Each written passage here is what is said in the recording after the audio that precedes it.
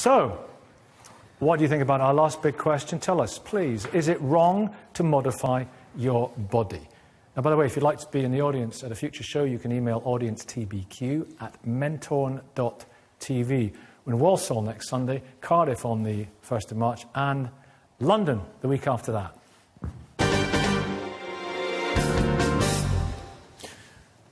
Leviticus, the third book of Moses in the Old Testament, has 27 chapters of instructions given by God to Moses, apparently, on how the children of Israel should conduct themselves and live their lives.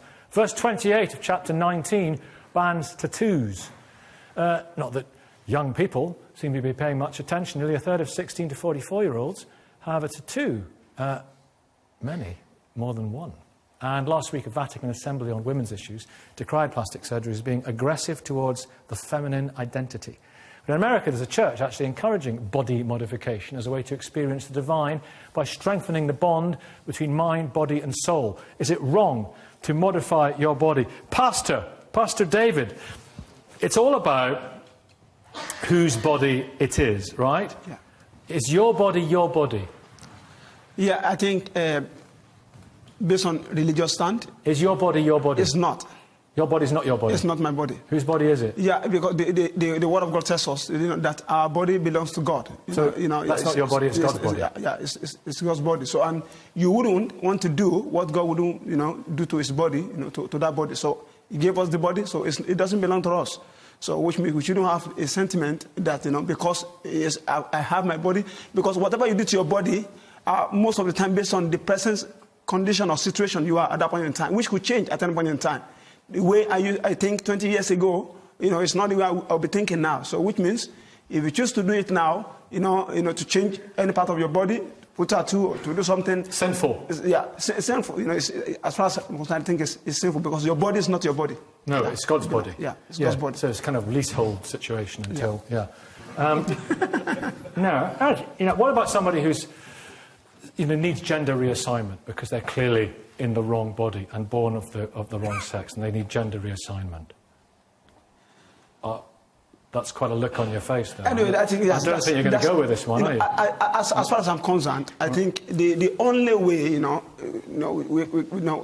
plastic surgery could come in any way is if there is an accident, somebody, had an accident, and for that fellow to be... Well, they're unhappy? Not that they are not happy. Maybe medically now. They think the only way, we can bring this person back to normal is to carry some, plastic surgery in a way. That's different. That's the only way? It's not a willing. It's not a boob job, if you'll pardon the expression, on a Sunday morning. That's not... that breast augmentation, that's the phrase I was looking for. That's a no-no, because it's the most popular in Britain. No. Daniel Johnson, Islamic Diversity Centre. From a Muslim perspective, what's wrong with tattoos? Is it that this is not our body, it's God's body? Is it the same kind of idea?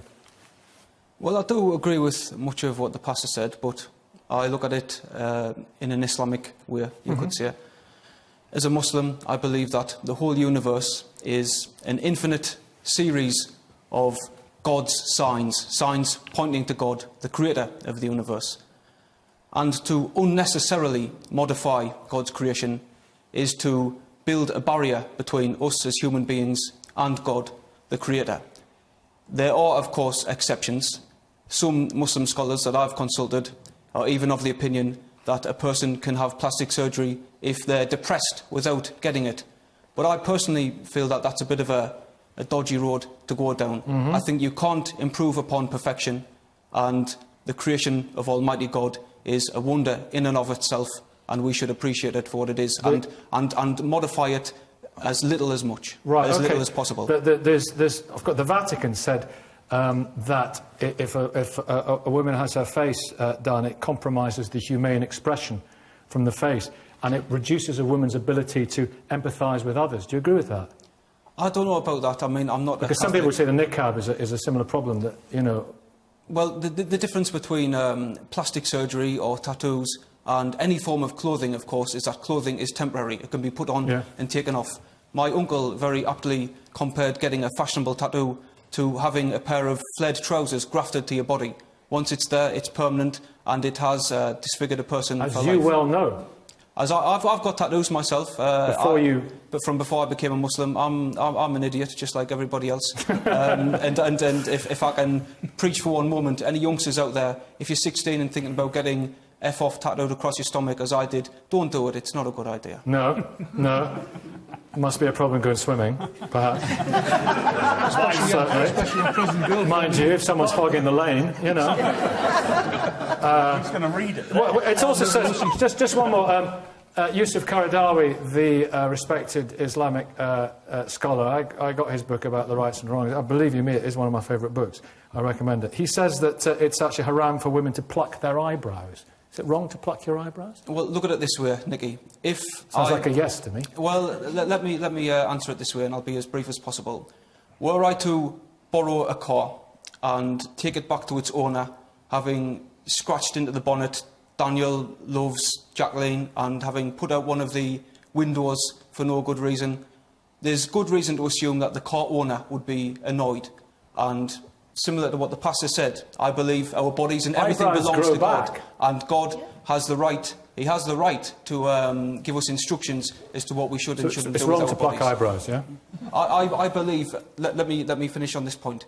I believe that there is a big difference between a gardener mowing the lawn and trimming back a rose bush, and for instance,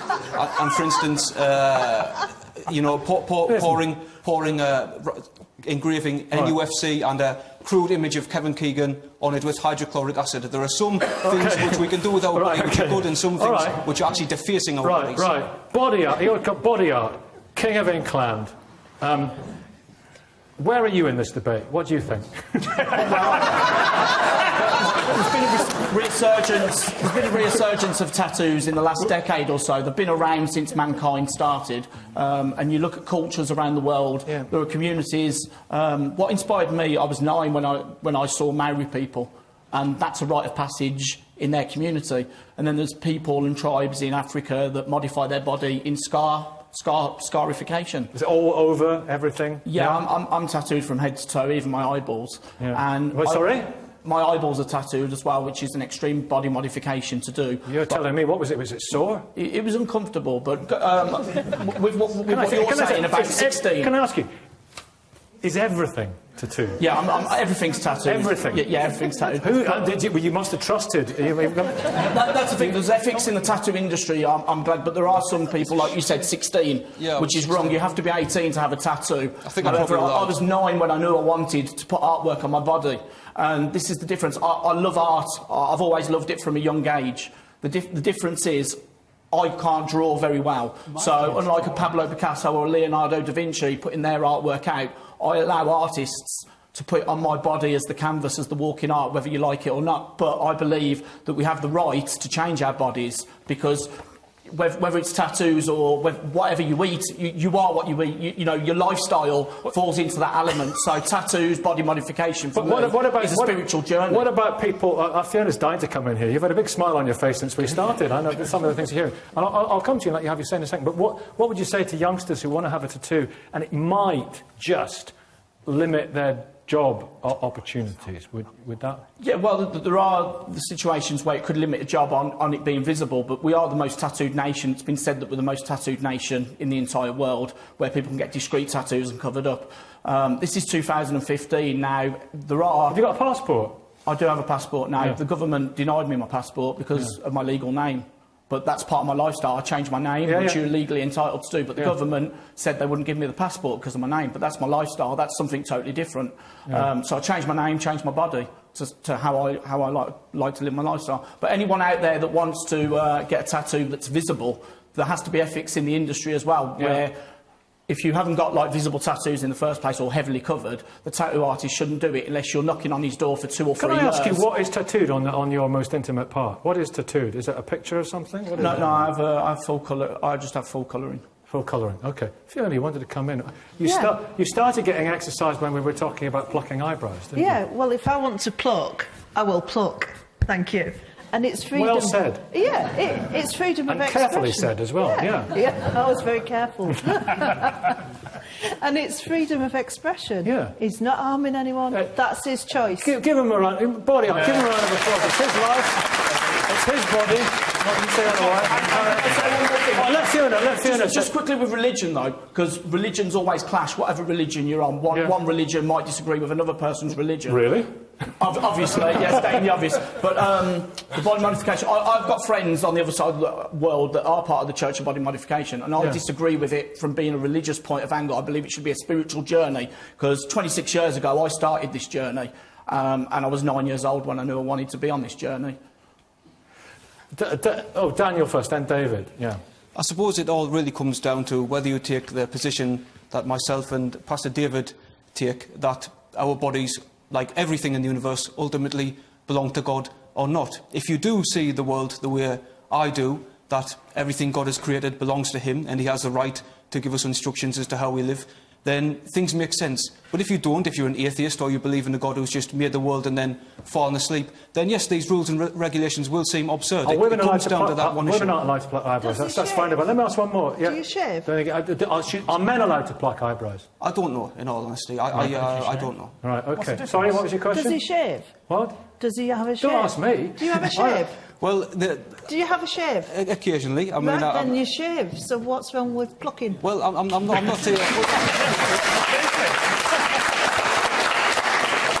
I think I kind of made the point just now. It comes down to this: do you believe in a God who has given us instructions as to how we live our lives, or not? Paul Bagley, British Association of Aesthetic Plastic Surgeons. Yes. Do you reckon sometimes, obviously, if it's done ethically, as we heard from Body Art, or indeed what you do, if there is a responsibility, some people, do you feel, it's not a cure-all, but are they on the way to a better psychological place if they have it done? I think it would be stupid of me to say that cosmetic surgery will change your life. It will not change your life in a big way. It will not get you that partner that you've always wanted. It will not get you that job that you've always wanted. It will not do all those things. But what it might do is it might give you the confidence to go forward, to maybe be a bit more answerable in those interviews. You might actually get the job because you might have baggy eyes. You might feel bad about yourself. Kids bullying, sticky out ears. Bullying, we know, travels forward into your later life. It's a big issue. In terms of whether it's a responsible thing to do, I think everybody would agree. We all have our own rights about what we do with our bodies. I think there's no question about that. But it's finding... Oh, there's a question about it. It is, religious, I think it is. But it's finding an ethical treatment person, an ethical practitioner, an ethical surgeon that will actually look at you as a whole. We are doctors first, and we are surgeons second, and we are plastic surgeons third, and we are cosmetic surgeons last. So if somebody doesn't need it, you'll say, look, honestly, you don't need absolutely. And if somebody ever comes to you wanting a breast augmentation, and you've said, yeah, fine. Yeah. So that's purely for whatever vanity, that's fine, not a problem. I'm pretty sure there are people in your industry that would just take the money because it's the same. I'm not in the tattoo industry, but in the tattoo industry there is a dark, gloomy area as well where people will just take the money and tattoo like a 16-year-old. Quite deliberately, Paul's one of the most responsible guys in his field. But it's your body. If you want to have it done, that's fine. I have no issue with that at all. As long as you've been monitored and checked and medically and psychologically it's appropriate, yes. That's right. Yeah, OK. Somebody... David, Pastor David. Yeah, I think if we look at it, in the area that, your body is yours and then you can do whatever you want to do with it, I understand, as a plastic surgeon or whatever, we shouldn't, have a mind of, benefiting because it's going to profit them as a profession. Some people, they make, ends meet from that. But however, the truth, as to be said, because most of the time, the consequence of, some of these changes even affect the public fund. The public fund? Yeah, as in, in medically, if they have any issue medically, it affects, Yeah, it's very, very carefully... What about when you die, though? What about... Ronnie Campbell, do you have a tattoo? I haven't, but I've got a birthmark, and I've had it from birth. And we call it... it's a wine stain, basically, that's what it is. And you've had I could have had when that you were down the pit, though, you must have had a bit of... Yeah, I got a couple of blue marks here and there, so it was... Not quite the same, but... Not quite the same the way it was put on, it was a stone headers. But I have this, and I could have had this off years ago, laser treatment, but it was part of me. You, yeah. And I decided, look, it's part of my character. I don't want it off, I'll just leave it. Yeah, OK. Right, last answer. Body art. This is you, isn't it? Yeah, this comes down to individuals. 15 seconds. Comes down to individuality and basically who you are, what you want to do. It's like when you die, you have the choice to be buried or cremated. If, for example, the Tutankhamun was mummified, you have the right to choose. The right to choose. Thank you for watching. Debate continues on Twitter. We're in Walsall next week. Have a really good Sunday.